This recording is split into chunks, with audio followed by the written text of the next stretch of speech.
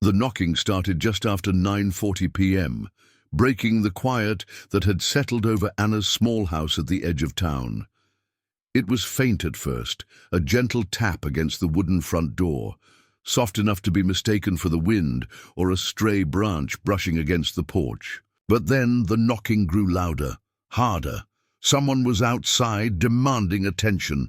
Anna was folding laundry in the living room when she first heard it. The warm glow from the candles flickered around the room, casting shadows that danced on the walls. Outside, the summer storm had passed hours ago, but the air still felt heavy and thick. The electricity had gone out earlier, and the only light came from the flickering flames and a small lantern on the kitchen counter. Her heart jumped as the knocking came again, more urgent this time. She didn't recognize the sound.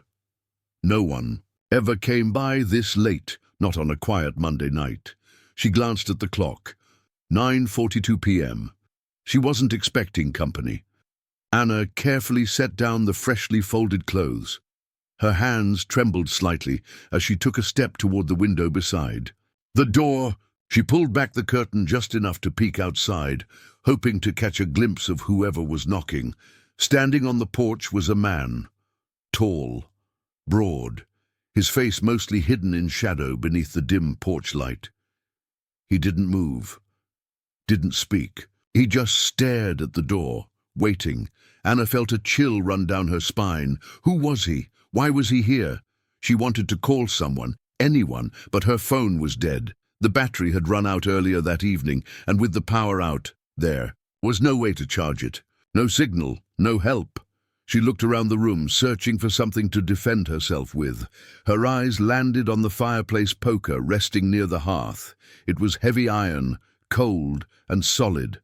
She gripped it tightly and moved cautiously toward the door. The man knocked again. Thud, thud, thud. The sound was hard, almost angry. Anna's breath caught in her throat. She backed away from the door and toward the hallway. Her mind raced. What should I do? Should I open the door? Should I run? The power outage had left the house feeling darker and colder than usual. Every creak and groan of the old wooden floors sounded louder than normal. Her skin prickled with fear. The knocking stopped. For a moment there was silence, then a creak. The front door, which Anna had locked earlier, slowly swung open. Her heart froze. How? She rushed back, raising the fireplace poker in front of her like a shield. "Who's there?" she called out, voice shaking. No answer. She took a step forward, then another, peering into the dim hallway beyond the door. A shadow moved. A man stepped inside. His figure was tall, broad-shouldered, moving slowly and deliberately.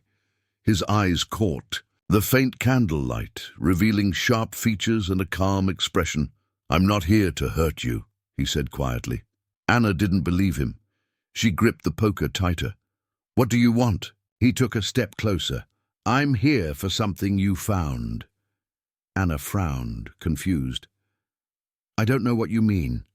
He smiled slightly, like he was sharing a secret. "The box." Anna's mind froze.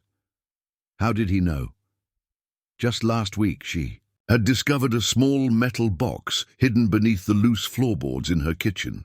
The floor had been sagging, and when she pried up the board, there it was, rusted, old, and locked with no visible keyhole. She hadn't told a soul. She didn't even know what was inside. It was just something strange she had stumbled upon. Now, this man was here, demanding it. "I don't have it," she said firmly. He cocked his head. "You do. You just don't know it yet." Anna's pulse pounded in her ears. "What do you want with it?"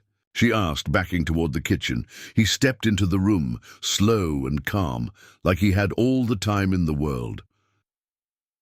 "You have no idea what you're dealing with," he said. Anna looked around for anything she could use. Her eyes landed on the heavy cast-iron pan on the stove. She grabbed it quickly. "Get out," she said, her voice trembling but steady. He didn't move. "I said, get out," she shouted. Still he stood his ground, watching her. Suddenly Anna swung the pan with all her might. The man dodged just in time. But it bought her a second. She reached for a sharp kitchen knife. The man lunged at her but slipped on the rug. She stabbed at him blindly. The knife grazed his arm, drawing blood. He growled and pushed her away, standing back up with an angry glare. Anna didn't wait. She bolted for the back door. Her hands shook as she pulled at the handle. It wouldn't open. She turned, heart racing. The man was blocking her way. He smiled again, cold and cruel. "I'm not leaving without it," he said. Anna's legs trembled. She thought about running through the window, but it was too high, too dangerous. She looked around desperately. Her eyes fell on the pantry door. She dashed toward it, yanking it open. Inside it was dark and cramped, but a place to hide. She slipped inside and closed the door just as the man reached for her. She pressed her back against the cold wooden door, holding her breath. The footsteps outside grew louder, then stopped. Silence. Anna's heart beat so loudly she was sure he could hear it. Minutes passed. Then, faint voices in the distance. Police. She flung the pantry door open and ran outside, barefoot and trembling. The police arrived quickly. They searched the house, but found no sign of the man, no sign of the box. Anna gave them what little information she could. They promised to patrol the area, but Anna knew this was far from over. 2 days later, she found a note taped to her door. 4 words, "I'll be back soon." Her hands shook as she read it. The box was missing, but the floorboard where she had hidden it was still intact, like it had vanished into thin air. After the chilling note was left on her door, Anna's life changed completely. The familiar calm of her quiet home vanished, replaced by a constant gnawing fear that she could no longer escape. She barely slept. Every creak in the night made her jump. Every shadow seemed to move. Her phone was charged now, but the signal was weak, and calls rarely connected. The police had promised to keep a closer watch, but patrols were sparse in the countryside, and Anna knew the man was still out there, watching, waiting. She tried to tell herself that she was overreacting. Maybe it was just a cruel prank, someone trying to scare her. But the memory of the man's tall, cold figure, the way he moved without haste, and how easily he had entered her home without forcing the door, it stayed with her. And so did the box. The box was gone, yet the floorboard where she had hidden it hadn't been disturbed. It didn't make sense. What could the box contain that someone would come after it with such force? Anna's mind kept returning to that question. It was Thursday night when it happened again. She was sitting in her small kitchen, a cup of tea cooling on the table. Outside, the wind had picked up, rattling the windows and shaking the leaves in the trees. The power had gone out again, and the candles flickered dangerously low. Suddenly the front door slammed open with a loud bang. Anna leapt to her feet, heart racing. She grabbed the fireplace poker and held it ready. "Who's there?" she called out, her voice trembling but firm. No answer. The house was silent except for the rain starting to tap against the windows. Slow footsteps approached from the hallway. Anna backed toward the kitchen counter, eyes scanning for an escape. Satu. Man stepped into the candlelight. His face was clearer now, rugged, with sharp cheekbones and dark eyes that seemed to pierce through her. His clothes were damp, clinging to his tall frame. "I told you I'd be back," he said quietly. "Anna, raise the poker. You need to leave, now." He shook his head slowly. "You don't understand what you're holding. I don't care what it is. Leave me alone." He smiled, not kindly. "I'm not your enemy." The words made her pause. "Then why are you here? Why break into my home?" His eyes softened for a moment. "Because it's not safe with you." Anna's grip tightened. "What do you mean?" He moved closer, lowering his voice. "That box contains something dangerous, something powerful. If it falls into the wrong hands—" "The wrong hands? Like yours?" she interrupted. "No," he said, shaking his head. "I'm trying to protect it." She frowned. "If you—" Wanted to protect it. Why attack me? He sighed. I needed to see if you had opened it. Anna stared. I haven't. You have no idea what's inside, do you? She shook her head. Then why don't you open it? He hesitated. Because it's not just a box, it's a key. Anna blinked. A key? To what? He looked around nervously. To something old. Very old. Hidden beneath this town. Anna's mind raced. Why didn't you tell the police? They wouldn't believe. Me. And you expect me to? He smiled sadly. Maybe not, but I don't have a choice. Suddenly the lights flickered back on, and Anna blinked against the brightness. When she looked up, the man was gone. The next morning, Anna found a message slipped under her door. Meet me at the old mill. Midnight. Alone. Her heart pounded. The old mill was a ruined building on the outskirts of town, abandoned for decades. Locals whispered stories about it, ghosts, disappearances, strange noises, but if she wanted answers, she had no choice. That night, wrapped in a thick coat, Anna made her way to the mill. The streets were empty, the only sounds her footsteps crunching on gravel. As she approached, the mill loomed before her, dark, tall and eerie.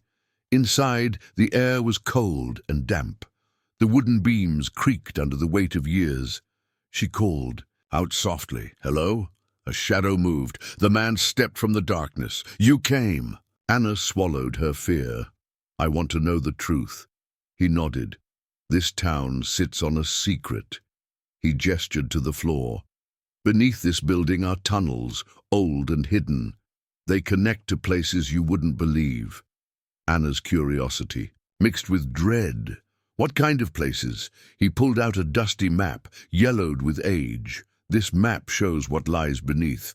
Old tunnels, forgotten rooms, something dangerous. Anna studied the lines and markings. "Why me?" "Because you found the box, the key." He looked her in the eyes. "And because you're stronger than you think." For hours they talked in whispers, piecing together stories from old books, town records, and the map. Anna learned about a secret society that once protected something, ancient and powerful, hidden beneath their feet. The box was said to unlock it, but others were searching too, dangerous people who would stop at nothing to find it.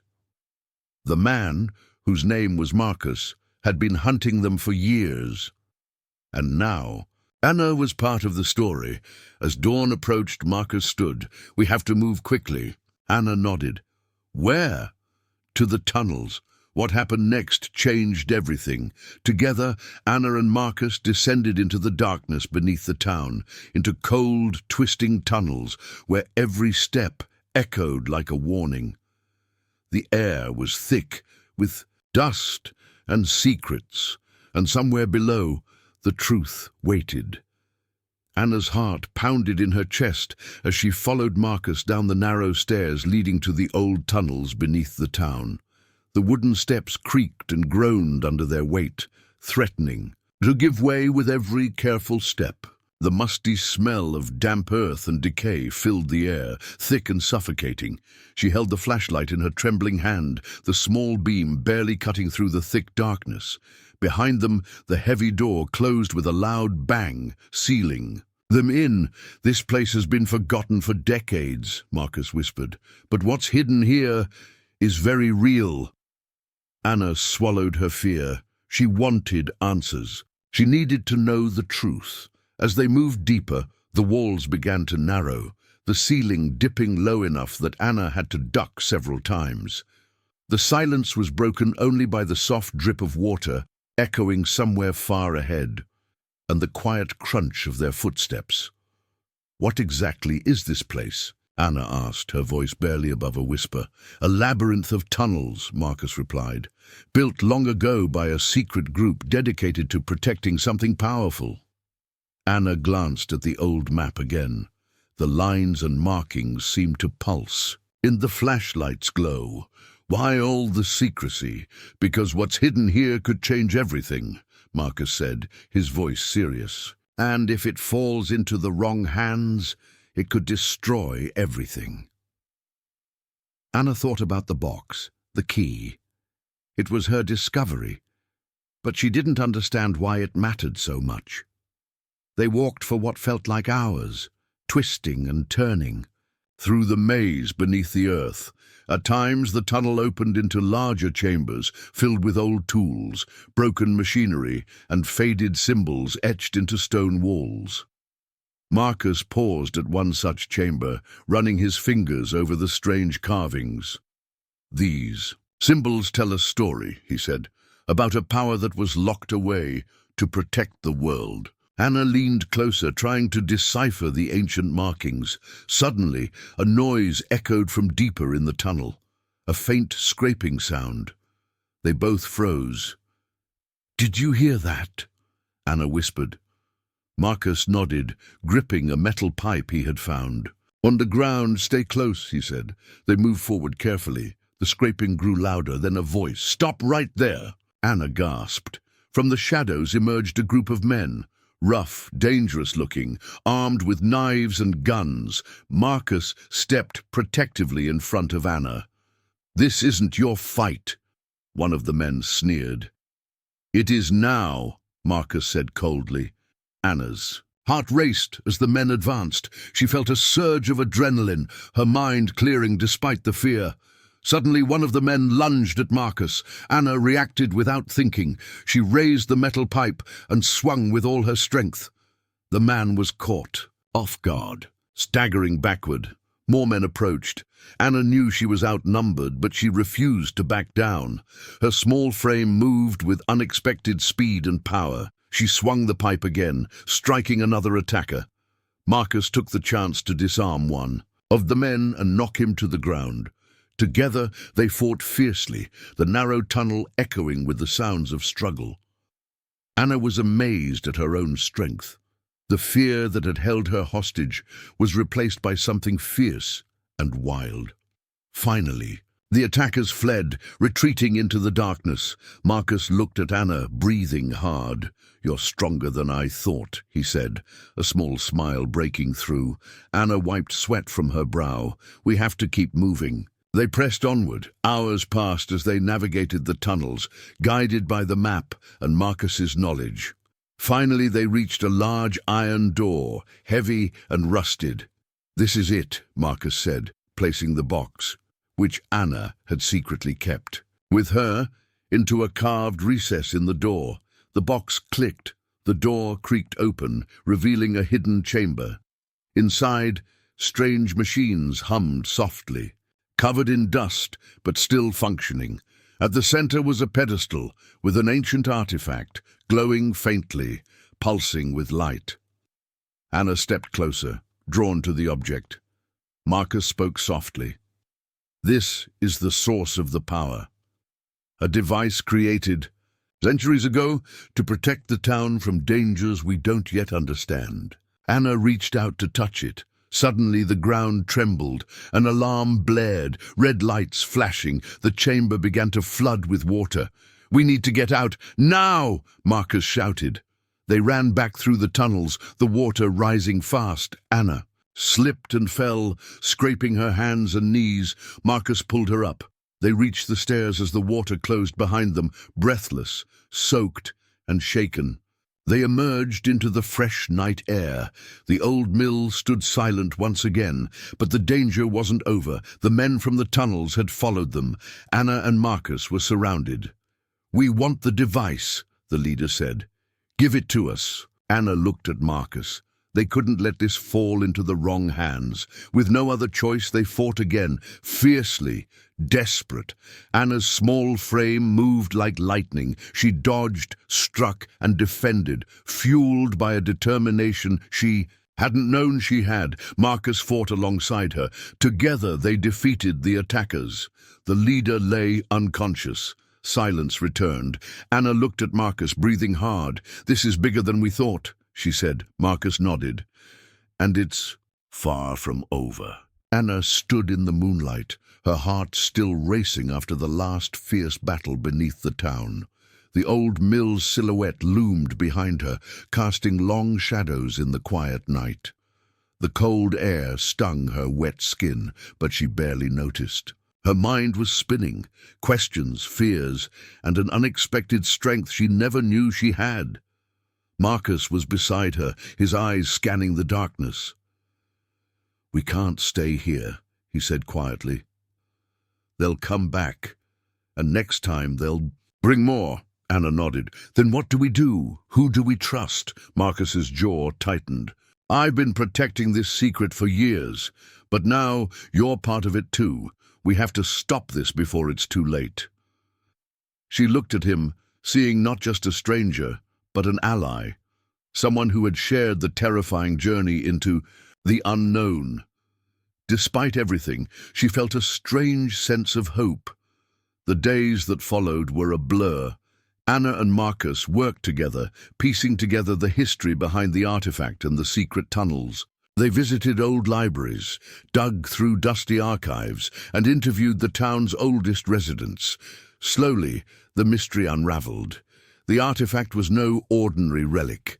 It was a device created centuries ago by a secret society known as the Guardians. Their mission had been to protect the town from a dangerous force buried deep beneath the earth, a force that, if unleashed, could bring destruction beyond imagination. The box Anna had found was the key to this device, the only way to activate or deactivate its power. But others had learned of its existence and wanted it for their own gain. One afternoon, as Anna sat in the quiet library reading old letters, a knock came at the door. It was Officer Harris, a local policeman who had taken an interest in her. "Story, I want to help," he said. "There are people in this town who don't want the truth to come out, but we can stop them. Together." Anna smiled faintly.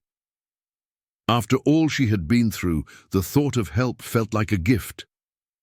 That night, the group gathered in the old mill once more. They made a plan to secure the tunnels and protect the artifact. As they prepared, Anna found herself reflecting on how far she had come. Just weeks ago, she was a simple woman living a quiet life, afraid and unsure. Now she was a fighter, not just physically, but in spirit. She understood that true strength wasn't about size or power. It was about courage, heart, and standing up for what was right. The next days were tense. They patrolled the tunnels, setting traps and barriers. Marcus shared his knowledge of the secret passages, and Anna's determination inspired the others. But one night, as they rested, the enemy struck again. This time, it was a larger group, armed and ruthless.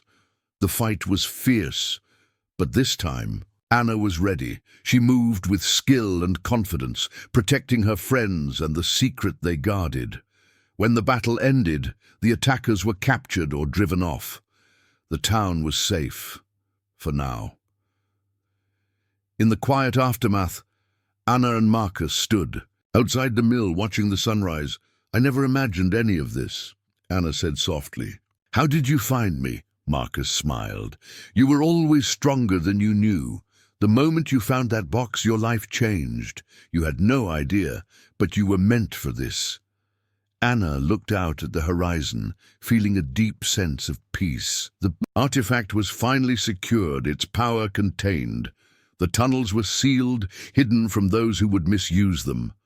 Anna returned to her life, forever changed. She had faced fear, danger, and the unknown, and won. The lesson true strength is not measured by size or force. It is measured by the courage to stand up when the world is against you, the heart to fight for what is right, and the resilience to keep going, even when the path is dark and uncertain. Anna's story reminds us that sometimes the smallest person can change the course of history, that bravery comes from within, and that the greatest battles are not always the ones we expect, but the ones we face with courage, hope, and a willing spirit. The end.